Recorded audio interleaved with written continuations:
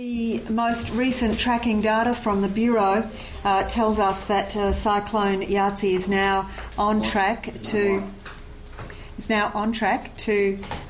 cross land this evening, somewhere between Innisfail and Cardwell. The Bureau believes that this location is within a 30-kilometre degree of accuracy. So we are very close now to narrowing down where we are most likely to see this tropical cyclone cross the coast. The most recent posting on the Bureau website, I think, gives a very good idea of what's actually happening up there, and I couldn't do better than read it to you, and I think it gives you a sense of just how serious this event is. So this is what you will find on the Bureau of Meteorology website this morning. Severe tropical cyclone Yasi is a large and very powerful tropical cyclone and poses an extremely serious threat to life and property within the warning area, especially between Cairns and Townsville. This impact is likely to be more life-threatening than any experienced during recent generations. By way of comparison, the last Category 5 cyclone to cross the coast of Queensland was in 1918. So this is an event that we have no recent experience of. This also means that we will see very, very high seas, and the Bureau has also issued a warning for dangerous swells all the way down to the Sunshine Coast. So can I particularly stress, while we have so much of our emergency response focused in North Queensland and far North Queensland, we don't need people doing stupid things around surf on places like Sunshine Coast beaches. These are dangerous swells. The Bureau has issued a warning, and they are only going to get more dangerous in the next 24 hours, all the way down the coast to the Sunshine Coast. The other important message this morning is to say to those communities to the west of the area between Cairns and Townsville that they need to be equally prepared.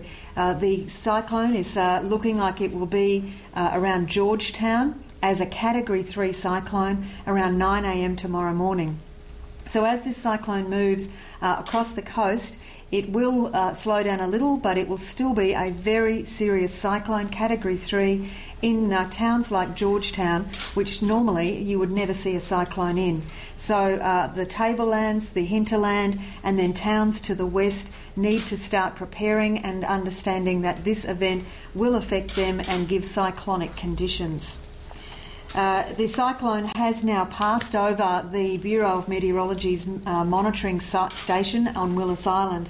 Thankfully, there was a decision made yesterday to evacuate the 4 staff who look after Willis Island.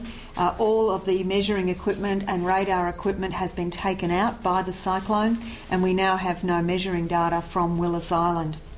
However, satellite images and others are still fine.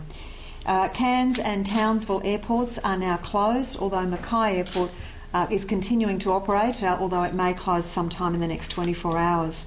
We already have some power outages around Ayr, and we expect to see more in the coming hours. Some of the early winds from this cyclone are starting to reach the coast, and we have some reports out of Ayr of winds strong enough to have taken a number of large trees out already. So the beginning of this cyclone's events has already started, and some of the communities in this Cairns to Townsville stretch are starting to see the effects. Or that Ayr, of course, is outside of Townsville. We now have approximately 9,500 people in 20 evacuation centres between Cairns and Townsville. Most of them in Cairns or Townsville, but another large one in Innisfail. We are looking to, there is still some spare capacity in some of these centres, and I said this morning the window was still open and closing. It is still a little crack of light there, and there is still some last minute opportunities. People should, who are in any of those areas that might experience flooding, should be looking at their absolutely last chance. The next time I'm doing an update, there will be no further opportunities for people to move.